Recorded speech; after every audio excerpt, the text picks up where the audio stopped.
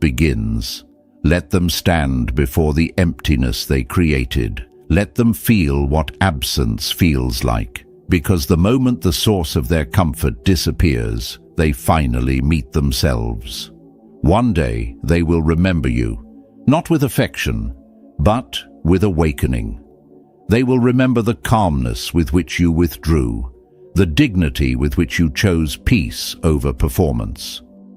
You will smile not out of pride, but because you understand the law of balance. Kindness without limits becomes a leash, and those who refuse to appreciate will eventually strangle themselves with it. The Stoics would tell you this: gratitude cannot be demanded, but ingratitude must not be indulged. For if you continue to feed it, it will consume everything pure in you. Do not fear being called cold. The world doesn't need more kind people who are tired. It needs strong souls who know when to stop giving. When you reach that point of calm clarity, when you can say without anger, "I no longer help," you'll understand what true freedom feels like. Because freedom is not found in being loved for your kindness. It is found in no longer needing to prove it. And that, my friend, is where real strength begins. Advancing to the third chapter, imagine a man standing at the top of a crumbling tower he built from his own pride. The ground below shakes, the walls tremble, yet he looks down on everyone else and says, "I'm fine." That's the nature of arrogance. It doesn't crumble from outside attack. It collapses under its own illusion. These are the people who never seek help. Not because they are strong, but because they cannot bear to admit weakness. They build fortresses of certainty around their fragile egos and call it wisdom. They listen only to respond. They ask only to prove they already know. And when you extend a hand, they look at you not with gratitude, but with pity, as if you are the one in need of guidance. Marcus Aurelius once said, "It is impossible for a man to learn what he thinks he already knows. The arrogant live in that impossibility. Their world is built on the illusion that being right is safety. They can lose everything, money, love, reputation, and still cling to the one belief that keeps them blind. I know better. To them, being wrong is death. Admitting ignorance feels like collapse. So they turn every truth into an offense, every lesson into an insult. When you speak truth, they hear attack. When you offer perspective, they sense betrayal. The Stoics called this sickness of the mind, the delusion that knowledge without humility is strength. But in truth, it's the deepest form of fragility. I once worked beside a man like this, brilliant on paper, charismatic in public, but untouchable in conversation. You could show him a solution written in clear light, and he'd twist it into argument. Every word you offered he turned into a mirror to admire himself. Until one day, his project failed spectacularly. Deadlines missed, investors gone, the very people he dismissed walked away. I saw him weeks later, quieter, smaller, no longer declaring certainty but asking, "Where did it go wrong?" I didn't answer. Life had already done what no counsel could, stripped him of illusion. The Stoics would call that the mercy of consequence. For some, truth does not enter through the ear, it crashes through the ruins of pride. Epictetus warned, "It is impossible to learn that which you think you already understand." That's why trying to teach the arrogant is like polishing a fogged mirror. The harder you rub, the more it breaks. They'll accuse you of jealousy, disrespect, betrayal, anything to protect the fragile empire of self. And when the collapse comes, as it always does, they won't curse themselves. They'll curse you, the one who tried to help. But the wise do not waste energy defending their good intentions. They understand that time and silence are the only teachers arrogance ever listens to. The Stoics believed that silence has its own form of justice. You don't need to prove truth. You only need to stop offering it where it's not welcomed. The arrogant thrive on audience. They need the noise of argument to keep their illusion alive. But when you stop engaging, when you withdraw your attention, they lose their stage. The performance ends, and in the quiet that follows, they begin to hear the faint echo of their own collapse. That's why silence isn't surrender. It's precision. It's the sharpest blade the wise ever wield. There's a strange beauty in watching arrogance meet reality. It doesn't fall gracefully. It crashes like a decayed tower, finally giving in to time. The one who once shouted, "I'm right," eventually whispers, "I was blind." But if you rush to catch them mid-fall, you rob them of the lesson. They will rebuild the same illusion, stronger and taller, and drag you into the same argument again. Sometimes the kindest act is distance, because distance allows pain to do its work. And pain, in the Stoic sense, is not cruelty, it's clarity. Seneca wrote, "To be humble is the path to greatness." The arrogant see humility as death, not realizing it is rebirth. So when you meet them, those who argue to dominate, not to understand, do not correct them. Observe them as you would a storm. Let the noise pass. Let the clouds break. Let reality teach what your words cannot. And when they finally fall silent, not because you silenced them, but because their own pride exhausted them, that's when your calm becomes their mirror. They'll remember the stillness in your eyes, the steadiness in your voice, the fact that you didn't fight for approval, you simply stood in truth. In that moment, your silence will teach what their ego could not. So let go of the need to win the argument. You don't owe wisdom to those who worship ignorance. Redirect that energy toward those who listen, who ask not to perform, but to grow. Because arrogance will always destroy itself. And when the dust settles, what remains is the calm of the one who never shouted. That is the quiet victory of the wise, the understanding that silence wins where words fail. Entering the fourth chapter, imagine a quiet room where someone smiles while planting poison in another's cup. Their words are kind, their voice soft, their intentions seem pure. Yet behind the calm exterior, every gesture has been rehearsed, every word sharpened. That is the face of deliberate cruelty, the kind that wears understanding as disguise. It is not born from ignorance. It is crafted, measured, and intentional. There are people who harm not because they're lost, but because they choose to. They study your kindness like a weapon, learning exactly where to strike.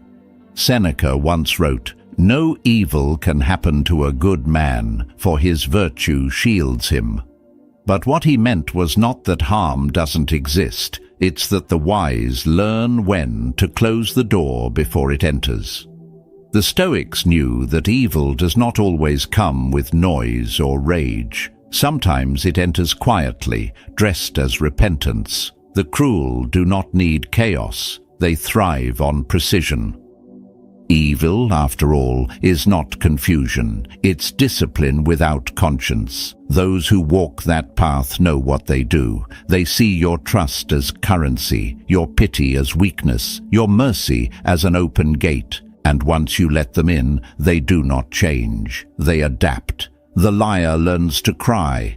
The betrayer learns to apologize. The manipulator learns to confess. They mimic the language of redemption, not to heal, but to disarm you. I once knew a man who believed everyone deserved endless forgiveness. "There's good in everyone," he said. So he kept giving second chances. To friends who stole from him, to colleagues who slandered him, to a lover who lied as easily as breathing. Every time they returned, they came wearing the same mask of sorrow. And every time, he believed it. Years passed, and he changed. Not them, him. His warmth turned to exhaustion, his clarity to confusion. And when the last betrayal came, he didn't even feel anger, just silence. That's when he realized kindness had turned into complicity. The Stoics would call that the corruption of mercy, when virtue is used against itself. Epictetus warned, "It is impossible for a man to learn what he thinks he already knows." Evil operates on the same principle. The wicked already know right from wrong, they simply prefer the profit of wrong. Helping them is not guidance, it's endorsement. Every favor given becomes a resource for harm. Every attempt to save them delays the only teacher that can reach them: consequence. Because consequence does what compassion cannot, it strips illusion. If you keep rescuing those who harm, you deny them the mirror of their own actions, and in doing so, you lose more than energy. You lose moral clarity. Marcus Aurelius wrote, "The best revenge is to be unlike your enemy." The world confuses that truth. Many believe that to be good means to forgive infinitely. But infinite forgiveness is not virtue, it's blindness. It's refusing to see when goodness becomes fuel for destruction. The Stoics taught discernment, to separate the curable from the corrupt, the mistaken from the malicious, to protect light not by feeding darkness, but by denying it the oxygen of your attention. There are souls that do not seek redemption, they seek shelter. And if you open your door long enough, their storms become your sky. History itself repeats this truth. Empires did not fall because enemies invaded. They fell because their defenders refused to see evil within their walls. They called it tolerance. They called it mercy. They called it love. But cruelty only survives when the good refuse to set boundaries. Seneca warned, "To forgive all is to despise the good." There is a kind of love that destroys, and it begins with the lie that everyone deserves to be saved. The Stoics knew better. Some doors must close for light to remain pure. Some hearts must harden for virtue to endure. So if you ever find yourself forgiving the unforgivable twice, understand this: it's not compassion that drives you, it's fear. Fear of being called unkind, fear of appearing cold. But coldness, in the Stoic sense, is not cruelty, it's awareness. It's the courage to stop feeding what devours the good. The wicked fear that awareness more than punishment, because when you see them clearly, their spell breaks. Without your pity, their power dies. Without your audience, their darkness suffocates. And in that silence, justice is restored, not by anger, but by absence. Because in the end, true love is not rescuing everyone. It's refusing to betray your soul in the name of saving another's. Let the cruel face the storm they've summoned. Let them meet the emptiness they've built. Do not stand between them and their lesson. This is what the Stoics called the compassion of distance, a love wise enough to step back, a heart strong enough to stop trying. Remember this: light does not defeat darkness by embracing it. It wins by outlasting it. And those who understand that truth no longer fear being called cold, they simply call it clarity.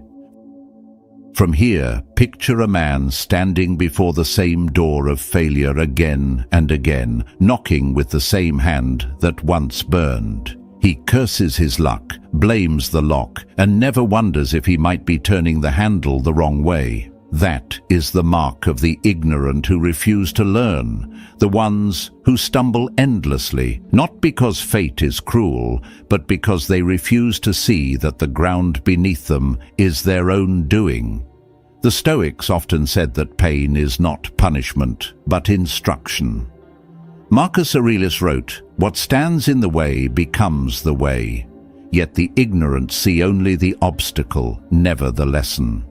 There are two kinds of those who fail: One falls, learns, adapts, and rises wiser. The other falls, points fingers, and declares himself the victim of unfairness. The first grows, the second repeats. You'll recognize them by their stories, different faces, same endings. They are always the ones almost making it, always betrayed, always unlucky.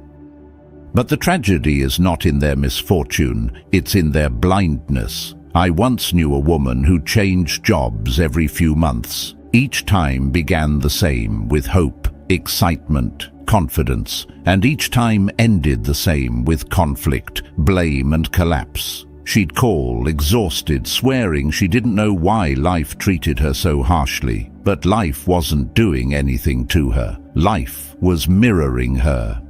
The Stoics believed that the world is a reflection of the self, and until one corrects the inner pattern, the outer pattern repeats. The ignorant cannot see this. They mistake patterns for accidents, chaos for coincidence. They don't realize that repetition is destiny trying to get their attention. Seneca said, "No man is more unhappy than he who never faces adversity, for he is not permitted to prove himself." The ignorant never reach this understanding because they see adversity as insult. Their pride rejects pain's wisdom.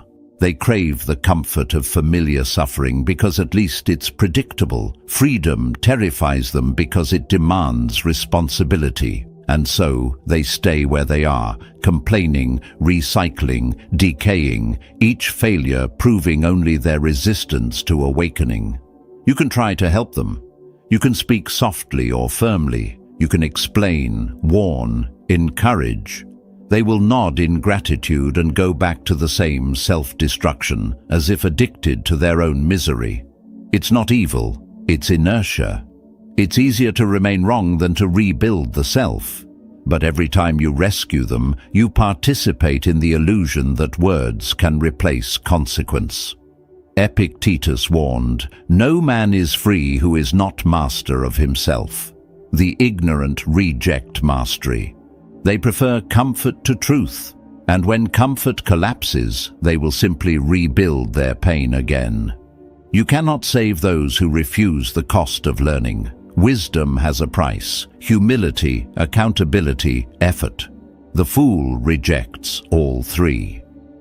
He believes life happens to him, not through him. When you try to teach him otherwise, he treats your truth as insult. You cannot reason with one who worships his own blindness. You can only step aside and let life teach him through collision. Because words may fail, but pain speaks a language he cannot ignore. I've learned that growth begins not when we learn something new, but when we stop running from what we already know. Pain repeats itself until we listen. One mistake faced with honesty is worth more than 100 apologies without change. The Stoics called this the discipline of perception, to see cause and effect clearly, and to accept the responsibility of our own footprints. The fool cannot do this. He sees life as an ambush. The wise see it as a mirror. So, if you find yourself trying to guide someone who keeps returning to the same fire, step back. Let them burn long enough to feel what words never could. Do not hate them. Do not despise them. Simply protect your peace. Because every time you bend down to lift one who refuses to stand, you lower your position of strength. Once you step too low, it's harder to rise again. This is not coldness, it's clarity. The Stoics called it the selection of the wise, to give your wisdom only to those ready to receive it. For if you spend your life pouring into emptiness, you will one day find your own cup dry. And that is the greatest betrayal of all, not against them, but against wisdom itself.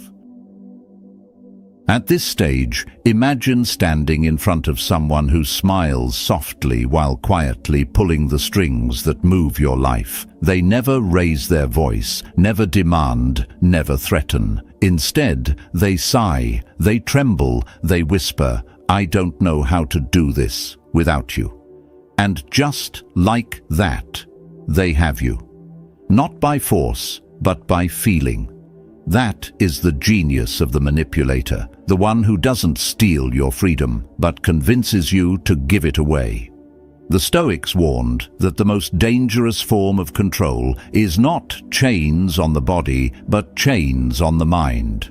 Marcus Aurelius said, "You have power over your mind, not outside events. Realize this, and you will find strength." But manipulators live by the opposite law.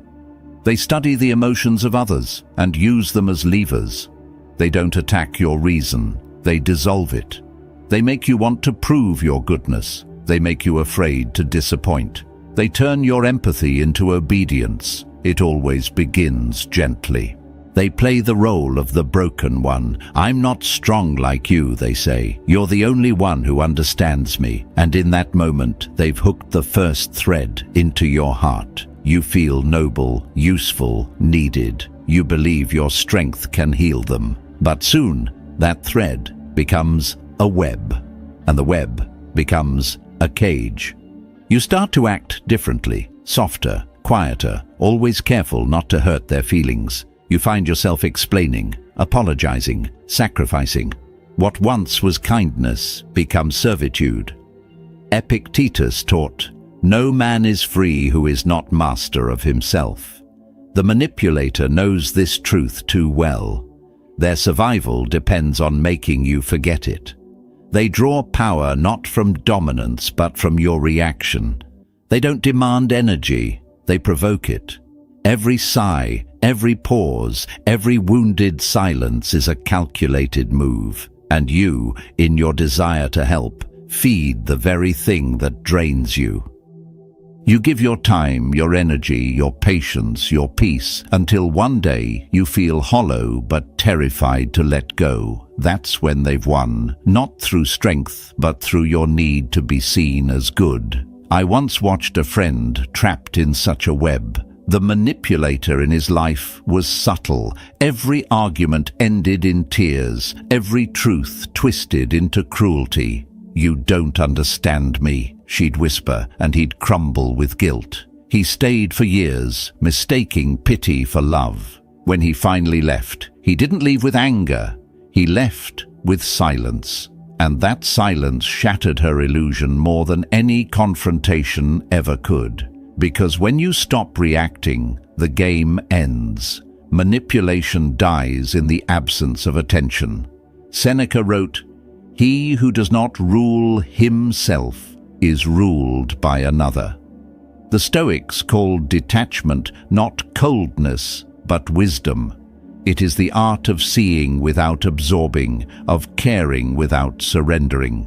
When you finally learn to observe instead of react, you reclaim everything the manipulator took. You stop performing, you stop defending, you stop explaining, and in that stillness, you become unreachable. Understand this: manipulators are masters of disguise. Today, they are the victim, tomorrow the hero, next week the judge. They shift roles as easily as breathing. But the moment you refuse to play, their stage collapses. Their stories lose meaning because their favorite role, the one who controls you, no longer exists.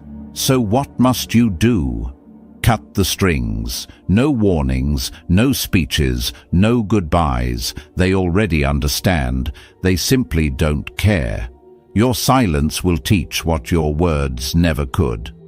Because when you stop reacting, they vanish like smoke. The Stoics would tell you this: detachment is not rejection, it is protection. The heart that learns restraint is stronger than the one that gives endlessly. And when you finally walk away, you don't lose empathy, you regain dignity.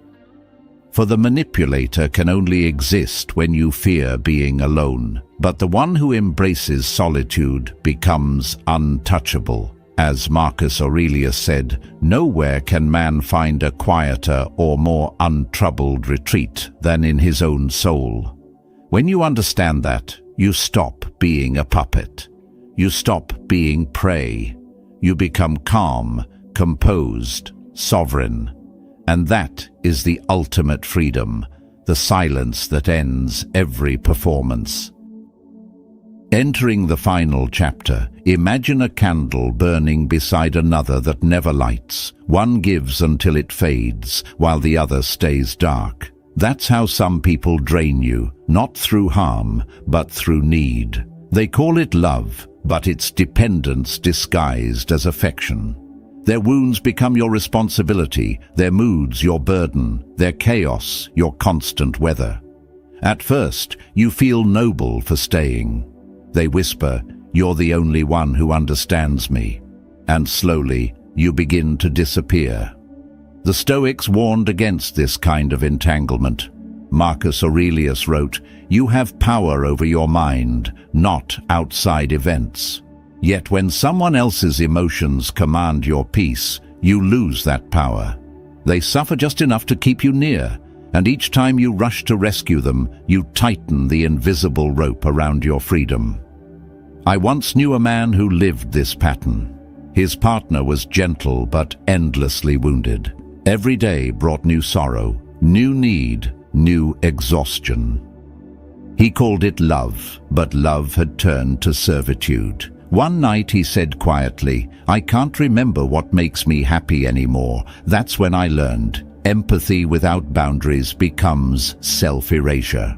Seneca taught, "Associate with those who make you better." The emotional leech does the opposite. They cling, not to grow with you, but to feed on the strength you mistake for love. You silence your needs just to keep the peace. But peace built on your silence is not peace, it's captivity. Epictetus warned, "He who gives another power over his peace makes himself a slave."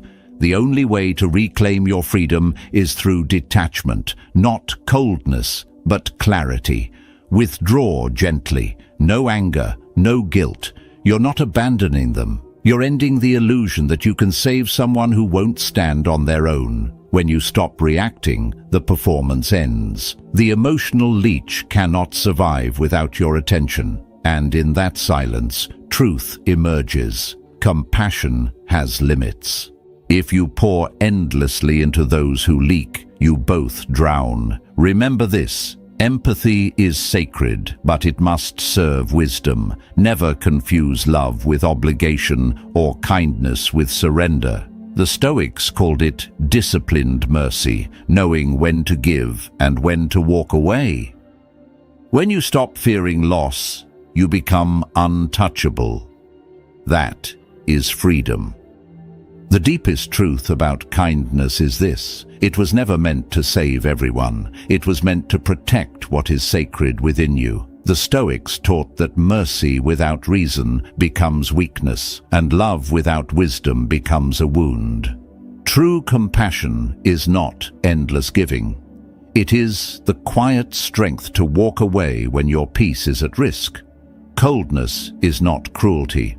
It is clarity. It is the soul's way of guarding its light. When you understand this, you stop feeling guilty for choosing peace. You begin to live with calm, strength, and purpose. If this message spoke to you, comment with 3 words: choose awareness. And remember, wisdom grows in silence. Subscribe and stay for the next lesson, where we continue walking the path toward power, peace, and disciplined kindness.